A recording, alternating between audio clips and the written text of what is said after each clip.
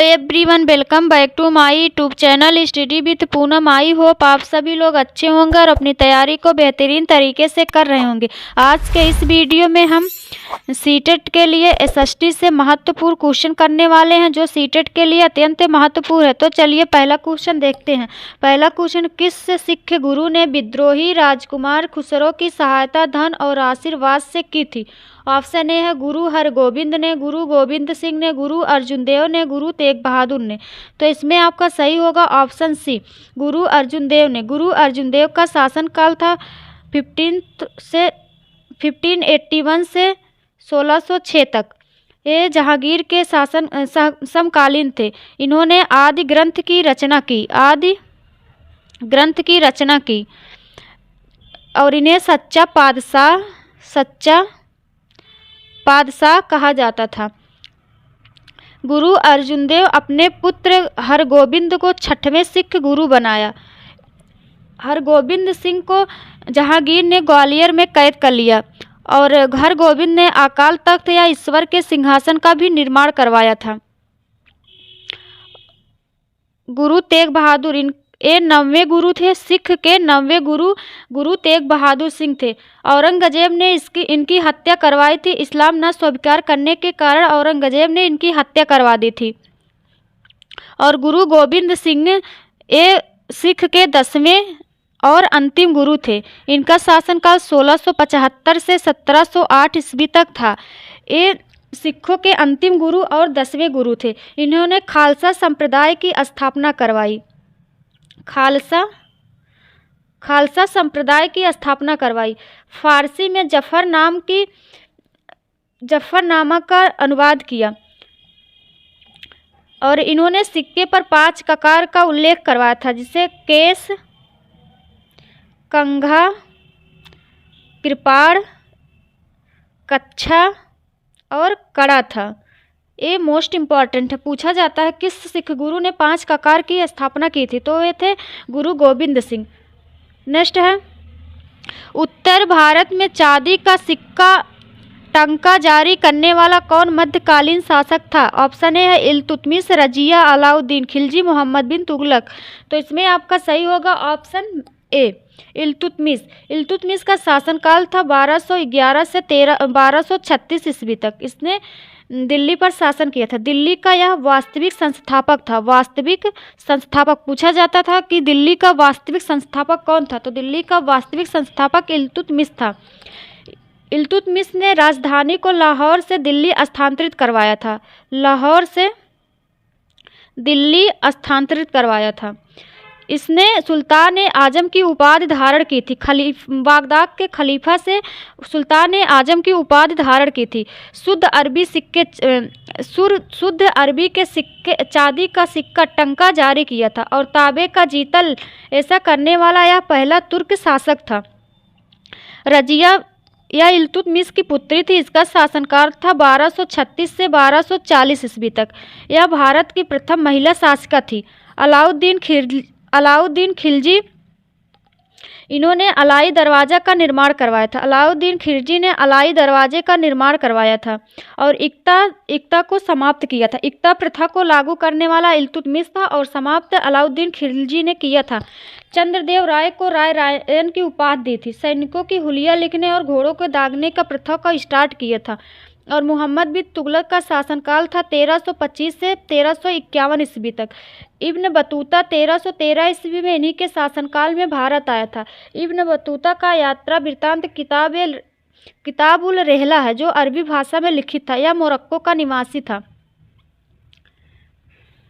Next है, परदत्त को किसने सौराष्ट्र का प्रांतपति बनाया था? ऑप्शन है चंद्रगुप्त मौर्य ने, रुद्रदामन ने, चंद्रगुप्त द्वितीय ने, स्कंदगुप्त ने। तो इसमें आपका सही होगा ऑप्शन डी, स्कंदगुप्त ने। चंद्रगुप्त मौर्य का शासनकाल था 319 से 350 ईसा पूर्व। यह गुप्त वंश का वास्तविक संस्थापक था। महाराजा धीराज की उपाधि धारण किया था। राजा रानी प्रकार के सिक्के चलाया था। चंद्रगुप्त मौर्य ने राजा रानी प्रकार के सिक्के चलवाया था और रुद्रदामन सुदर्शन झील का निर्माण करवाया था। इसका राज्यपाल सुविशाख जो था जूनागढ़ अभिलेख का पता लगाया था। नेक्स्ट है आजीवक संप्रदाय के संस्थापक कौन थे? आनंद, राहुलोभद्र, मक्खाल, घोषाल, उपाली। तो इसमें आपका सही होगा आजीवक संप्रदाय के संस्थापक मक्खल पुत्र घोषाल थे। नेक्स्ट है सिंधु सभ्यता का कौन सा स्थान अब पाकिस्तान में है? कालीबंगा, हड़प्पा, लोथल, आलमगीरपुर। तो इसमें आपका सही होगा ऑप्शन बी हड़प्पा। हड़प्पा सिंधु सभ्यता का वह स्थान है जो अब वर्तमान पाकिस्तान में है। कालीबंगा राजस्थान में है। राजस्थान में जिसे काले रंग की चूड़ी, इसका मतलब होता है काले रंग की चूड़ियाँ। यहाँ से मिले साक्ष्य हैं भूकंप के साथ मिट्टी की मूर्ति नहीं मिली। यहाँ से कोई मिट्टी की मूर्ति नहीं मिली है और शल्य चिकित्सा के साक्ष्य मिले हैं यहाँ से। और लोथल, इसे लघु हड़प्पा भी कहते हैं। लोथल को लघु हड़प्पा कहते हैं। यहाँ से पक्की ईंटों के साक्ष्य, पंचतंत्र की लोमड़ी, सोने के मुहरे, अग्नि वेदिकाएँ और एक प्रमुख बंदरगाह था। आलमगीरपुर यह उत्तर प्रदेश में सबसे पूर्वी स्थल जो हिंडन नदी के तट पर स्थित है। नेक्स्ट है निम्नलिखित में से किसने 1935 के अधिनियम के बारे में कहा था? एक कार जिसमें ब्रेक तो है पर इंजन नहीं। ऑप्शन है जवाहरलाल नेहरू, सी राजगोपालाचारी, महात्मा गांधी, सुभाष चंद्र बोस। तो इसमें आपका सही होगा ऑप्शन ए जवाहरलाल नेहरू। नेक्स्ट है 1919 के भारत सरकार अधिनियम के द्वारा ऑप्शन है सांप्रदायिक निर्वाचन मंडल का विस्तार किया गया, देशी राजा के अधिकार को सीमित किया गया, सभी राज्यों में द्विसदनात्मक विधानसभा की स्थापना हुई, वर्मा को भारत से पृथक किया गया।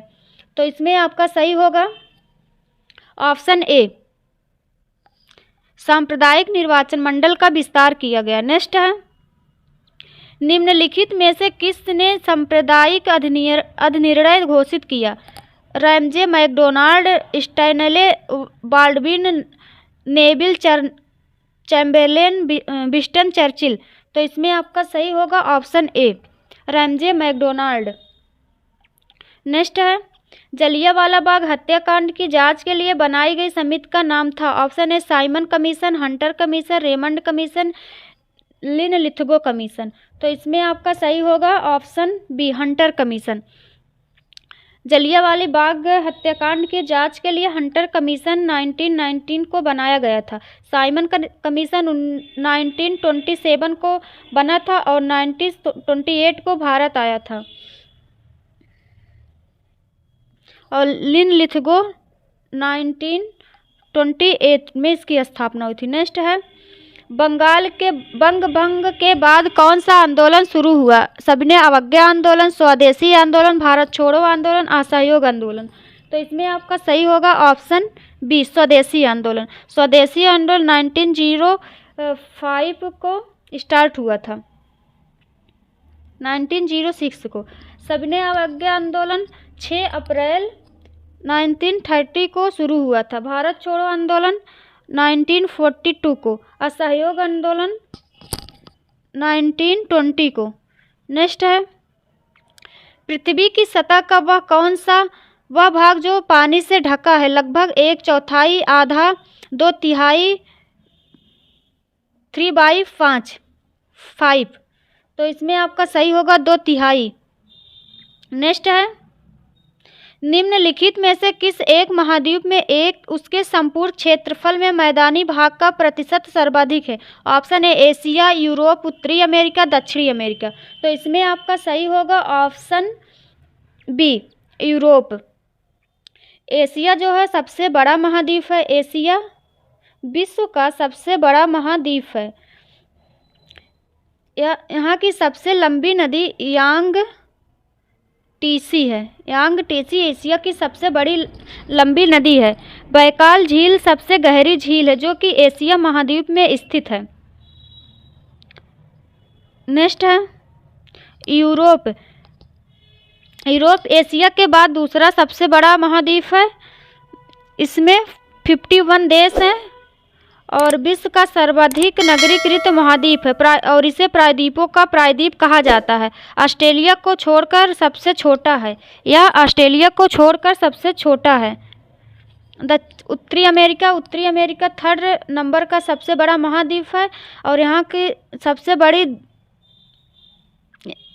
ग्रीनलैंड इसी महाद्वीप में पाया जाता है।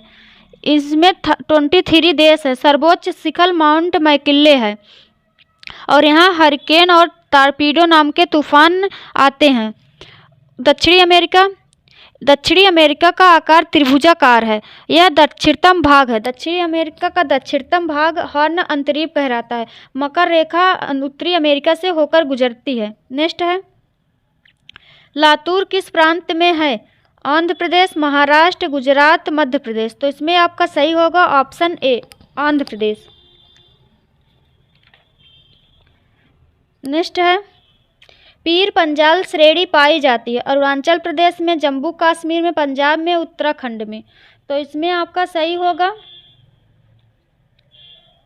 ऑप्शन बी, पीर पंजाल श्रेणी जम्मू एवं कश्मीर में पाई जाती है। नेक्स्ट है, 2011 में देश के निम्नलिखित राज्यों में से साक्षरता दर सबसे कम थी। ओडिशा में, बिहार में, झारखंड में, छत्तीसगढ़ में। तो इसमें आपका सही होगा ऑप्शन बी, बिहार में। नेक्स्ट है, भारत के आर्थिक सुधार का जनक किसे कहा जाता है? ऑप्शन जवाहरलाल नेहरू को, इंदिरा गांधी को, मनमोहन सिंह को, पीवी नरसिम्हा राव को। तो इसमें आपका सही होगा option C, PV Narasimha Rao को। नेक्स्ट है, भारत में छिपी हुई बेरोजगारी, प्रच्छन्न बेरोजगारी मुख्य रूप से संबंधित है कृषि क्षेत्र से, ग्रामीण क्षेत्र से, विनिर्माण क्षेत्र से, शहरी क्षेत्र से। तो इसमें आपका सही होगा ऑप्शन ए, कूट के हिसाब से नीचे दिए गए कूट से सही उत्तर चुनिए। तो इसमें आपका सही कृषि में भी होता है प्रच्छन्न बेरोजगारी और ग्रामीण में भी होता है और विनिर्माण क्षेत्र से नहीं होता, शहरी क्षेत्र से नहीं होता। तो इसमें सही होगा 1 और 2। तो ऑप्शन डी सही होगा। नेक्स्ट है, निम्नलिखित में से किस उत्पादन को हरित स्वर ग्रीन गोल्ड कहा जाता है? ऑप्शन ए, बांस, कॉफी, बासमती चावल, आम। तो इसमें आपका सही होगा, बांस को ग्रीन गोल्ड के नाम से जाना जाता है। नेक्स्ट है, बैंकों के नकद कोष अनुपात में कमी का प्रभाव होता है। बैंकों की आय में वृद्धि, बैंकों के द्वारा प्रतिभूतियों की मांग में वृद्धि, बैंकों को साख प्रसार के लिए अधिक धन की उपलब्धता। तो डी है उपरोक्त सभी।